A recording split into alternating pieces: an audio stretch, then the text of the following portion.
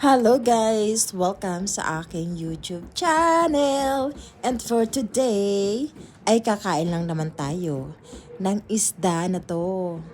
So anong tawag nitong isda nito sa inyo guys? At eto na nga tayo, huwag na tayo mag-inarte. At syempre, ihawin muna natin para naman tayo ay masiyahan sa pagkain.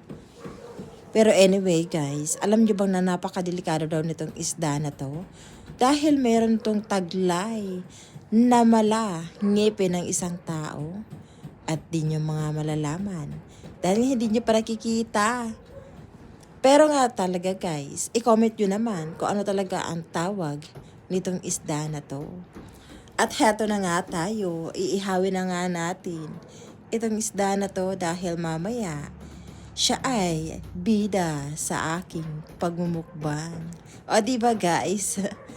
Pero anyway guys, ang isda daw na to ay napakasarap daw kinunot. At syempre, the best pa daw tong ipaksiw.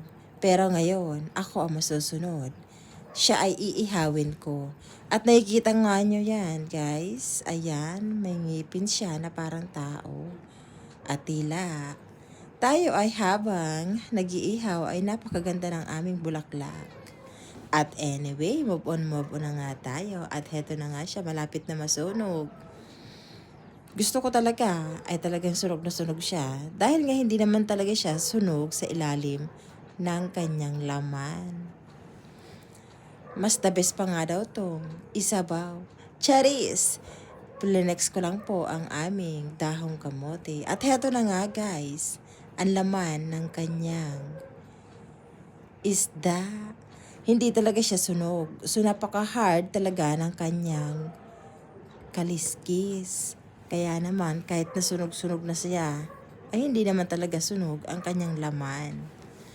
Pero anyway guys, habang tayo ay kumakain, nagmumukbang dito, ay meron tayong kasama.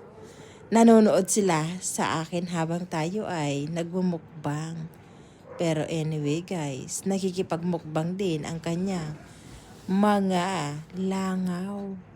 Kasi naman talagang guys, itong isda na to ay napakalansa. Lapitin talaga to ng lahat ng bangaw. Habang nga nagmumukbang tayo dito ay may kumukuha na ng malunggay. Dahil nga daw pag hindi ko daw ito naubos ay talagang mapupunta to sa malunggay, hindi sa dahon ng kamote. Charis lang guys.